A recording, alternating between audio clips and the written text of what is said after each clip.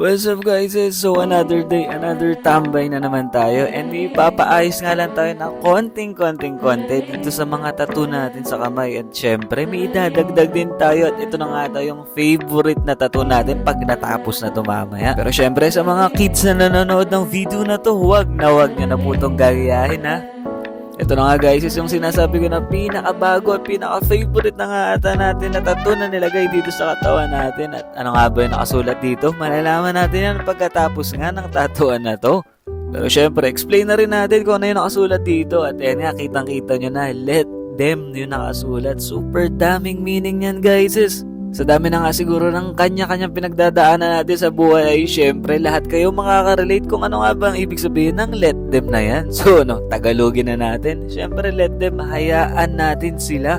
Pwedeng positive at syempre pwede ring negative. Tulad na lang hayaan natin silang siraan tayo. Hayaan natin silang pagtawanan tayo. Hayaan natin silang wag maniwala sa kakayanan natin. Pero syempre may mga positive yan. Tulad na lang hayaan natin silang supportahan tayo. At hayaan natin syempre silang mahalin tayo. At ito na nga yung finished product guys nung bagong tattoo natin. Tulad nga ng sinabi ko kanina, mga kids na nanonood nito, wag nyo na po akong gagayahin.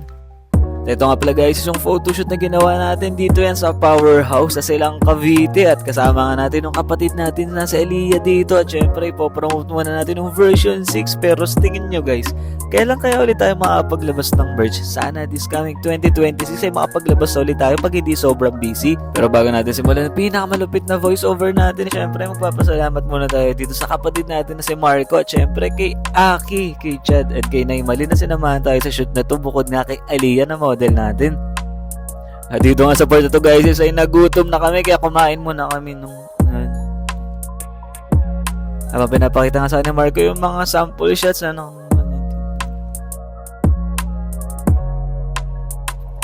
ito na guys is feeling model na talaga tayo dito habang nakapong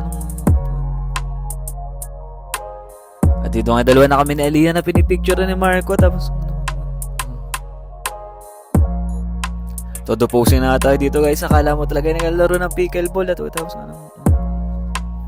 at dito nga sa part na tayo si Aliyah na may pipicture ni Marco. Tingnan nyo naman hindi ka natin mapigilan yung tawa natin dito sa picture na to guys kasi nga naman at kahit ano seryoso first talaga yung gawin natin, hindi natin mapigilan nga yung pagtawa dito sa mga to.